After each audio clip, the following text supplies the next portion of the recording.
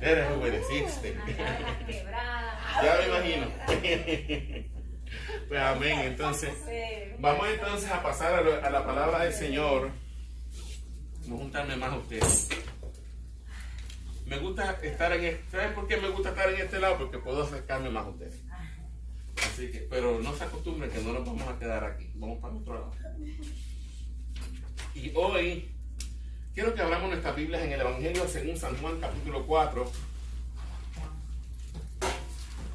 Llevamos ya 4 semanas hablando acerca del tema Una cita inesperada.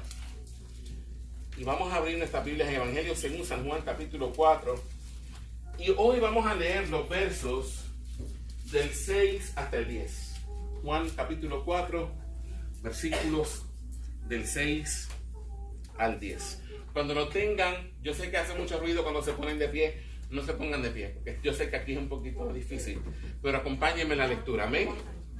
Y leemos esta palabra en el nombre del Padre y del Hijo y del Espíritu Santo. Y dice la palabra del Señor. ¿Lo quieren leer conmigo? Dice: y estaba allí el pozo de Jacob. Entonces Jesús, cansado del camino, se sentó así junto al pozo. Era como la hora sexta. Verso 7. Vino una mujer de Samaria a sacar agua, y Jesús le dijo: dame de beber, pues sus discípulos habían ido a la ciudad a comprar de comer. Verso 9. La mujer samaritana le dijo: ¿cómo tú, siendo judío, me pides a mí de beber, que soy mujer samaritana? Porque judíos y samaritanos no se tratan entre sí. Verso 10. Respondió Jesús y le dijo: si conocieras el don de Dios y quién es el que te dice, dame de beber, tú le pedirías y él te daría agua viva. Pon tu mano sobre esa palabra en esta hora y vamos a pedirle al Señor que nos hable a través de esta palabra. Eterno Padre que estás en gloria, gracias por esta tu santa palabra que es bendita. Te pedimos en esta hora que tú nos hables a través de esta palabra. Redargúyenos. Tráenos a cuenta contigo a través de esta palabra. Quebranta nuestros corazones. Señor, transfórmanos a la imagen de tu Hijo por medio de esta palabra. Y enséñanos tu verdad. Padre amado, que podamos no solamente, Señor, aprender conceptos, Señor, sino también a ponerlos en práctica, a ponerlos por obra. En el nombre de Jesús, tu Hijo, oramos. Amén y amén.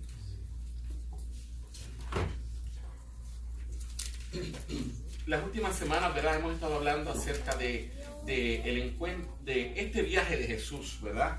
Y vimos que Jesús llegó a una ciudad samaritana que se llamaba, ¿cómo se llamaba la ciudad a la que Jesús llegó? La ciudad de Sicar. Muy bien, la ciudad de Sicar. Y dice la Escritura que cerca de esta ciudad había un pozo que había sido cavado ¿por quién? Por el propio patriarca, por Jacob. Muy bien, el pozo de Jacob. Vimos que el viaje entre Judea y Samaria que Jesús hizo tomó alrededor de unos 2 días de viaje, y era un viaje a pie, ¿verdad? Y por lo tanto Jesús estuvo caminando cerca de 2 días. Por lo tanto Jesús se encontraba cansado del camino, y no solamente estaba cansado, sino que también estaba como sediento. Las Escrituras nos muestran que Jesús se sentó junto al pozo.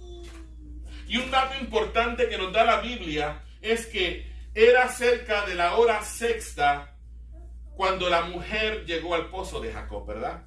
Y la hora sexta era el mediodía. Según la forma judía de contar los tiempos, la hora sexta no son las 6 de la tarde ni las 6 de la mañana, sino que es la hora sexta del día, es decir, las 12 del mediodía, la hora más caliente del día. La semana pasada vimos que mientras Jesús se encontraba sentado junto al pozo, llegó una mujer a sacar agua al pozo. Y creo que es importante señalar aquí algo que no mencioné la semana pasada, Y es que la Biblia no nos dice el nombre de esta mujer. ¿Cuántos se habían dado cuenta de eso? No nos dice el nombre de esta mujer. Por lo tanto, el nombre de esta mujer permanece en el anonimato. Y posiblemente lo sepamos cuando Cristo venga. ¿Okay? Por ahora no vamos a saber cuál es el nombre de esta mujer. Lo que sí sabemos es que por alguna razón esta mujer venía sola al pozo a buscar agua y a la hora más caliente del día para quizá evitar así encontrarse con personas no deseadas. El propósito de Jesús, aprendimos la semana pasada, era pasar por Samaria. El propósito de Jesús, de pasar por Samaria era encontrarse con esta mujer. El propósito de Jesús. Recuerdan que decía al principio que en el capítulo 4 que le era necesario pasar por Samaria a Jesús. Ahora entendemos por qué le era necesario a Jesús pasar por Samaria. Porque tenía que encontrarse con esta mujer, con esta dama. Y hablando con Jesús esta semana, pude compartir un poquito con él y Jesús ministró a mi vida. Porque Jesús estaba sorprendido. Él me dijo muchas cosas, ahora mismo no me acuerdo de todas, pero algo que tocó mi vida fue que él me dijo que él había aprendido en la palabra cómo Dios a veces hace cosas que para nosotros son ilógicas. ¿Por qué Jesús tuvo que encontrarse con esta mujer? Una mujer samaritana en un pozo a las 12 del día y no pudo encontrarse con un rey o con alguien importante, sino que se encuentra con esa mujer a las 12 del día. Y eso me habla a mí de un Dios que tiene cuidado de los pequeños. De un Dios que cuida a la gente que es menospreciada por los demás. Y Jesús no sabe, pero Él ministró mucho en mi vida ese día. Gracias, Jesús, por eso. Vimos que Jesús es quien toma la iniciativa de hablar con la mujer. La semana pasada comparamos el encuentro de Jesús con Nicodemo y el encuentro de Jesús con la samaritana, ¿verdad? Y vimos que en el caso de Nicodemo, es Nicodemo quien toma la iniciativa de acercarse a Jesús. Pero en el caso de la samaritana, es Jesús quien toma la iniciativa de acercarse a ella. Y Jesús la aborda de una manera muy simple. Ella llega allí tal vez como incómoda porque no esperaba encontrar a nadie. De momento se encuentra este hombre extraño allí sentado y judío para acabar de completar. Por lo tanto, entre ellos no había ningún tipo de relación ni ningún tipo de comunicación. Ella tal vez estaba loca por acabar de coger el agua e irse cuando Jesús le dice: dame beber. Y eso a ella la sorprendió, porque ella no esperaba que un hombre judío le pidiera de beber a ella, que era samaritana. Y ella por eso le responde en el versículo 9: ¿cómo tú, siendo judío, me pides a mí de beber, que soy mujer samaritana? El texto luego nos aclara la razón de la sorpresa de la mujer, y en el mismo verso 9 al final nos dice: porque judíos y samaritanos, ¿qué pasa? No se tratan entre sí. La semana pasada vimos que al Jesús comunicarse y hablar con esta mujer, Jesús de manera consciente ignoró y a la misma vez derribó 3 barreras importantes aquí. La primera era que estaba prohibido para un maestro hablar en público con una mujer, y mucho menos una mujer desconocida. La segunda barrera que Jesús derribó es que los judíos no hablaban con los samaritanos. Y la tercera barrera que Jesús derribó es que estaba prohibido que un judío bebiera de un vaso de un samaritano. Se consideraba que si un judío bebía agua o vino o cualquier líquido de un vaso de un samaritano, quedaba ceremonialmente impuro. Y Jesús rompió esa barrera diciéndole a ella: dame de beber. Hoy retomaremos el pasaje en el lugar que lo dejamos la semana pasada y nos vamos a enfocar hoy específicamente en el verso 10. Vamos a leerlo de nuevo, ese versículo 10. San Juan capítulo 4, verso 10. Y vamos a leerlo todos juntos a la cuenta de 3. A la 1, a las 2 y a las 3. Vamos desde el 9 para tener el contexto. A la 1, a las 2 y a las 3, que dice: la mujer samaritana le dijo: ¿cómo tú, siendo judío, me pides a mí de beber, que soy mujer samaritana? Porque judíos y samaritanos no se tratan entre sí. Verso 10. Respondió Jesús y le dijo: si conocieras el don de Dios y quién es el que te dice, dame de beber, tú le pedirías y él te daría agua de vida. ¡Guau, qué cosa bella! Si conocieras, dice él. Le responde: si conocieras el don de Dios y quién es el que te pide, dame de beber, tú le pedirías y él te daría agua viva. Y aquí en la pizarra, no sé si lo pueden ver, pero escribí unas cositas. Jesús le dijo: si conocieras tú el don de Dios. Y la palabra don en este pasaje específicamente viene del griego dorea. La palabra don en este pasaje específicamente viene del griego dorea y significa un regalo abundante y gratuito. Un regalo, en primer lugar, un regalo. ¿Y qué es un regalo, mi hermano? Es algo que tú recibes gratuitamente. Un regalo para ti es gratis, pero a alguien más le costó algo. No sé si me estás entendiendo. El hecho de que sea un regalo y que sea gratis no significa que es barato. Porque a alguien sí le costó. Y la palabra dorea, que es don, en este pasaje significa un regalo abundante. Y además de que es abundante, es que gratuito. Y también significa, la palabra dorea, no es un premio, escucha bien, no es un premio basado en logros humanos o méritos propios. Si conocieras tú el don de Dios, el regalo abundante y gratuito que no se te ofrece basado en tus logros humanos. Si conocieras tú el don de Dios y quién es el que te pide, dame de beber, tú le pedirías y él te daría agua de vida.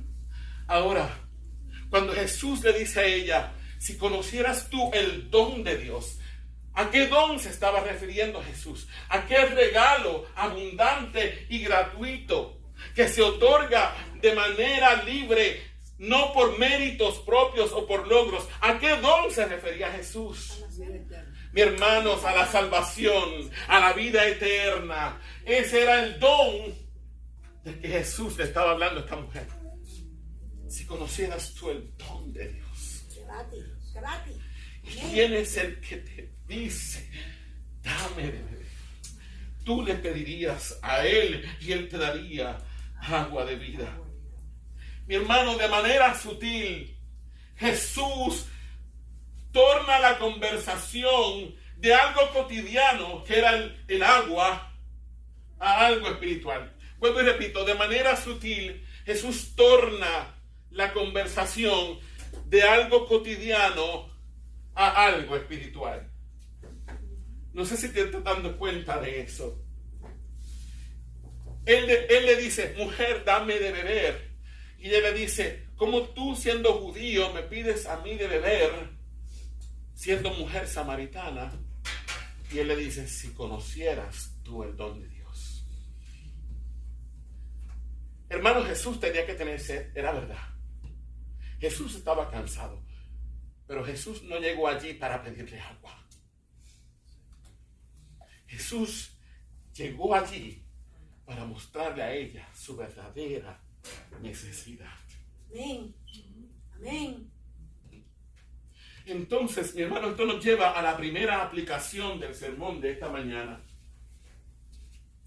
Y la primera aplicación del sermón es la siguiente: aprende a usar cualquier conversación como una oportunidad de presentar el evangelio. Aprende a utilizar cualquier conversación como una oportunidad de predicar el evangelio. Amén. Jesús era intencional. Jesús intencionalmente le dijo: dame de beber. ¿Para qué? Para romper el hielo con ella. ¿Para qué? Para iniciar una conversación con ella. Amén. Jesús era intencional, mi hermano. Y nosotros tenemos que aprender a ser intencionales cuando predicamos el evangelio. ¿Me está entendiendo? Amén. Aleluya. Hermano, pídele a Dios oportunidades de hablar el evangelio con otras personas. Pídele a Dios que te dé oportunidades para que puedas comenzar conversaciones que conduzcan a algo espiritual. Por la mañana levántate.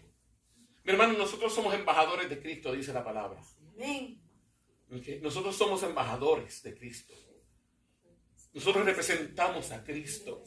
Y nosotros tenemos que presentar el evangelio a las personas. Entonces pídele a Dios oportunidades. Dile al Señor por la mañana: Señor, ponme a alguien que yo pueda hablarle de Cristo en este día. Señor, ponme a una persona. Señor, y ayúdame a ser intencional. Y ayúdame a tener la sabiduría para poder comenzar una conversación que dirija la conversación a la presentación del evangelio. ¿Estás conmigo hasta aquí, iglesia? Amén. Esta mujer tenía una necesidad. Y la necesidad que esta mujer tenía era la necesidad de la salvación, pero no se daba cuenta. Por eso Jesús le dijo: si conocieras. Si conocieras. Ella tenía una necesidad, no se daba cuenta. Y sabes algo, iglesia, la mayor parte de la gente vive así. Tienen una necesidad profunda de Dios, pero no se dan cuenta de que la tienen. La mujer samaritana representa a cada persona en este mundo. Todos tienen necesidad de salvación, pero al igual que esta mujer, se encuentran en un estado de ceguera espiritual. Todos tienen necesidad de salvación, pero al igual que esta mujer, se encuentran en un estado de ceguera espiritual. Jesús le dijo: si conocieras el don de Dios y quién es el que te dice dame de beber. Mi hermano, esta mujer tenía frente a ella al único que podía suplir su verdadera necesidad espiritual. Pero su ceguera no le permitía darse cuenta de quién era el que hablaba con ella. Tenía frente a ella al único que podía suplir su necesidad. Pero estaba tan ciega espiritualmente que no se dio cuenta de con quién estaba hablando. Y por eso Jesús le dijo: si conocieras el don de Dios y quién es el que te pide de beber, tú le pedirías a él. Así hay muchas personas hoy, mi hermano. Se les presenta el camino de la verdad.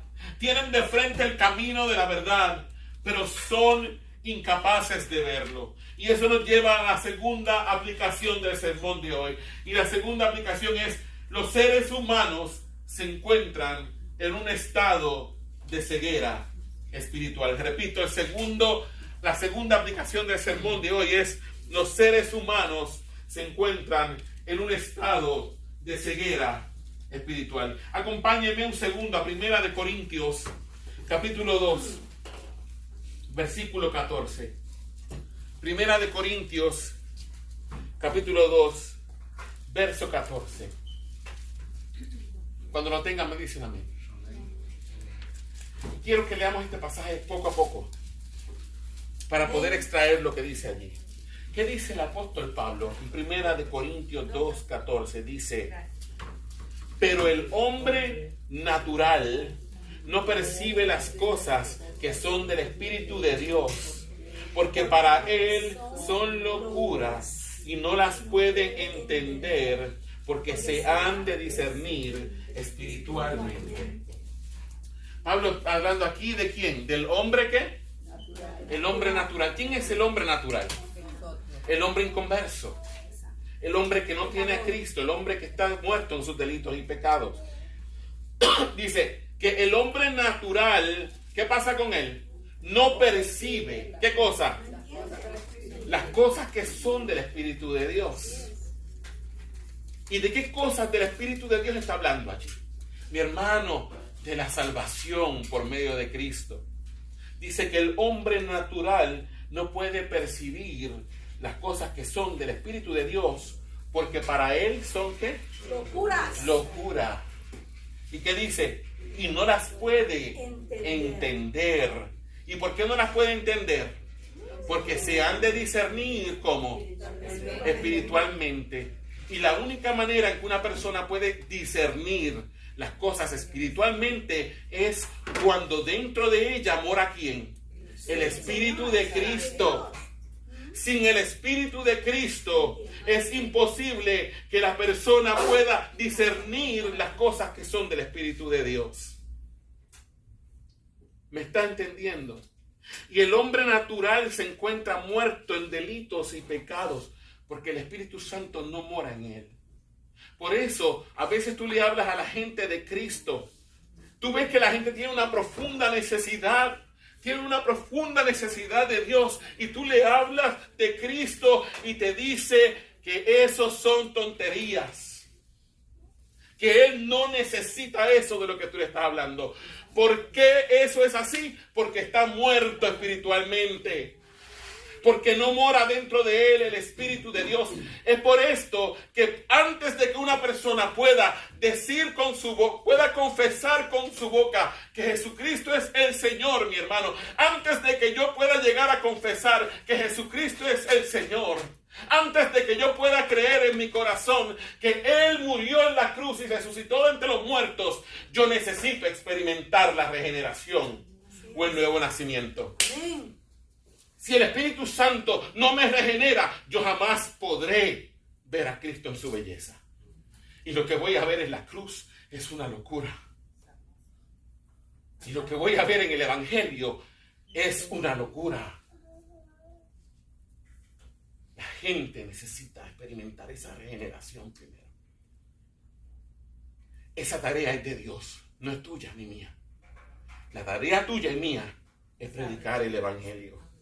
Independientemente de que la persona lo rechace o lo reciba. Amén. ¿Cómo les explico esto? La victoria al salir a evangelizar o hablarle a otros de Cristo no es que la gente se convierta.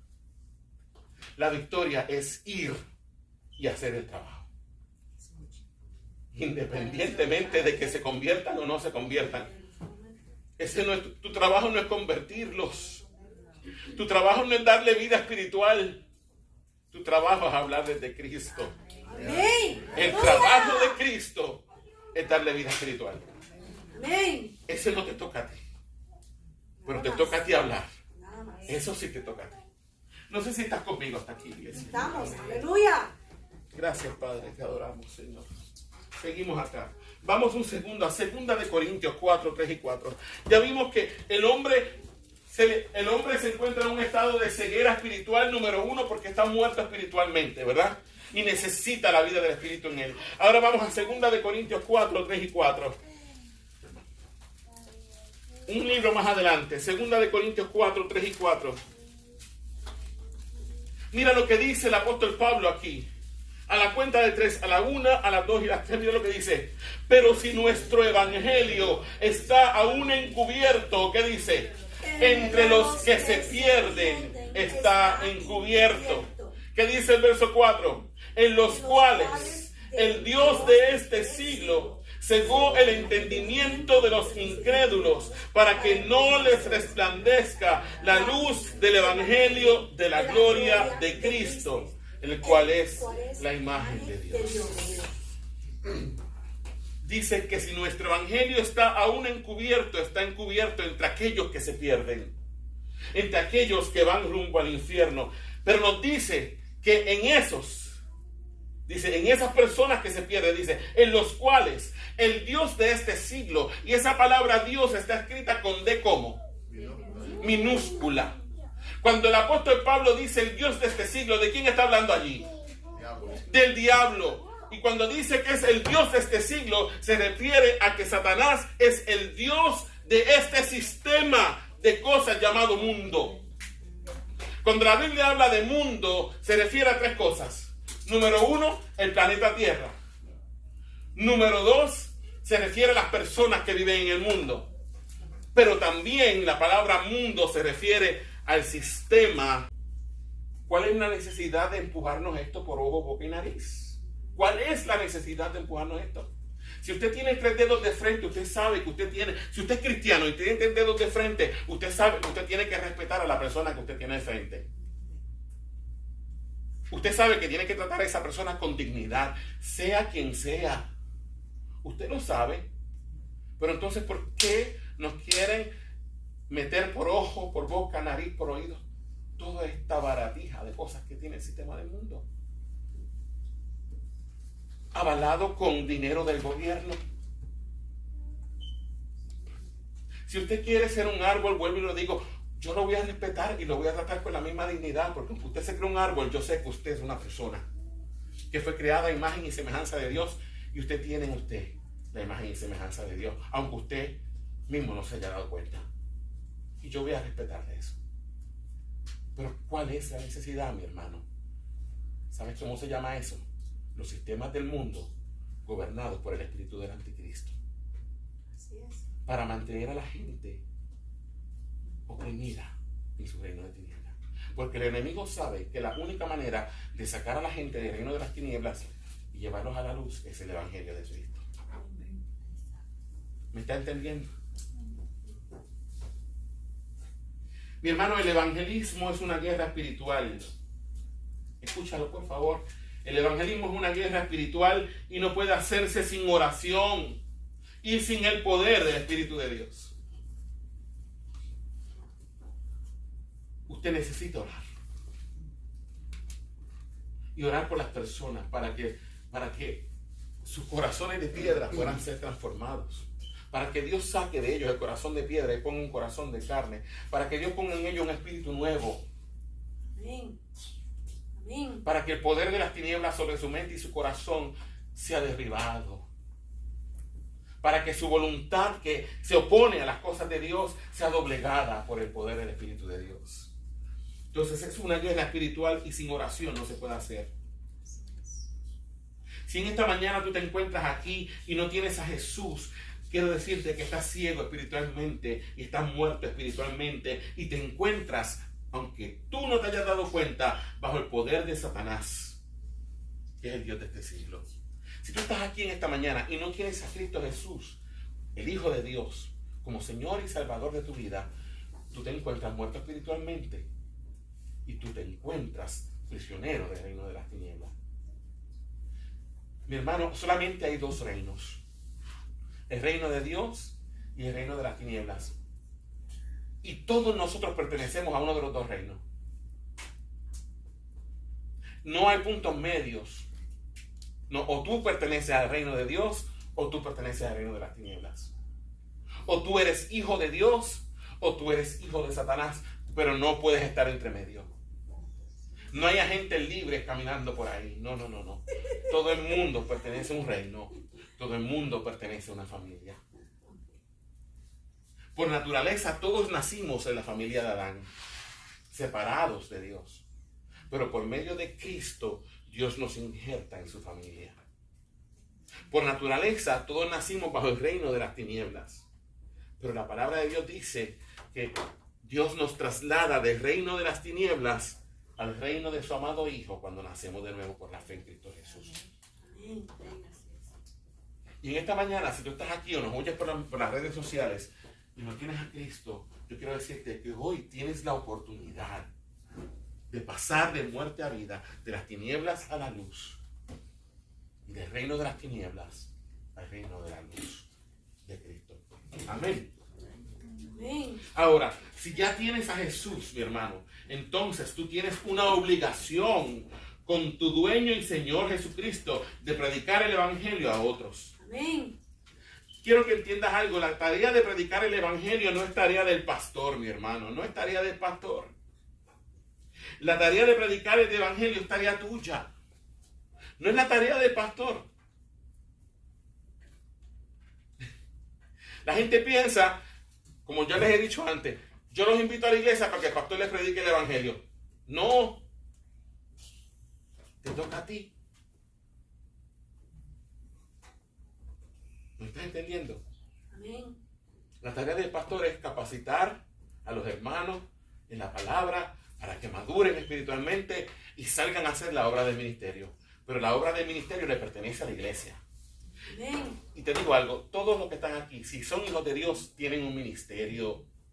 Y su ministerio no se circunscribe solamente a las 4 paredes de la iglesia. Es más, el ministerio suyo comienza cuando usted sale por las puertas de la iglesia. Llamado. Amén.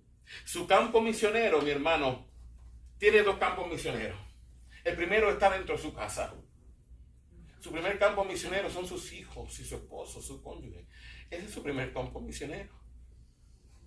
Y el segundo campo misionero suyo, mi hermano, tan pronto usted abre la puerta de su casa, ahí está su campo misionero.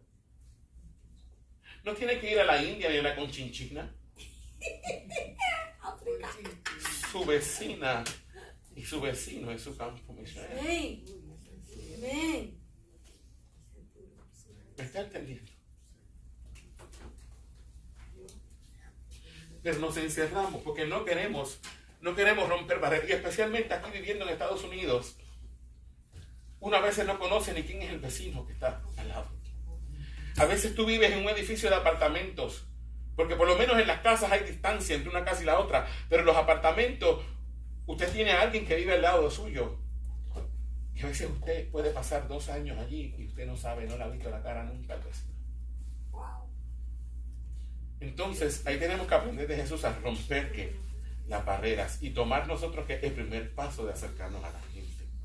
¿Me está entendiendo? Amén.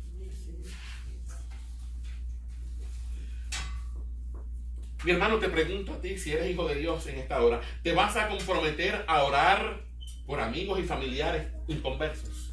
¿Te vas a comprometer a orar? Tienes que comprometerte a orar por tus amigos y tus familiares inconversos. Yo te voy a decir algo, eso hace una diferencia. Cuando usted comienza a orar, cuando uno evangeliza, pero antes de evangelizar ha habido oración previa, el Espíritu Santo va preparando el corazón de la gente. Y cuando usted llega, el trabajo suyo es más fácil. Porque usted tira la semilla y la gente muchas veces ya está lista esperándolo. Porque Dios ha ido regando la tierra. No es lo mismo cuando nos tiramos a evangelizar sin haber orado. Esos corazones están duros como piedra. ¿Me está entendiendo? Te comprometerás a hablarles de Cristo. Te comprometerás a sacar una cita con ellos, a invitarlos a tu casa a cenar solamente para hablarles de Cristo. Abrirían las puertas, y esto lo voy a tirar aquí, lo voy a preguntar aquí. Mi hermano, abrirían las puertas de tu casa para que tu casa se convierta en un faro de luz en tu comunidad, donde Cristo sea exaltado y glorificado. Abriría las puertas de tu casa para que tu casa se convierta en una pequeña iglesia en la comunidad. Amén. Me imagino que saben por dónde vengo, ¿verdad? Célula, mi hermano. Si nosotros no salimos a la calle, la gente no va a venir aquí. Yo les he dicho, el problema no ha sido el tercer piso. El problema ha sido que nosotros nos hemos quedado encerrados en el tercer piso. Así es. Podemos tener la iglesia aquí atrás y dejarla aquí, en el lugar más recóndito del tercer piso. Pero si hacemos la obra que nos toca hacer y vamos nosotros a la calle, Dios va a traer las personas a Cristo. Amén. Y la iglesia va a crecer. Amén. ¿Están conmigo? Sí.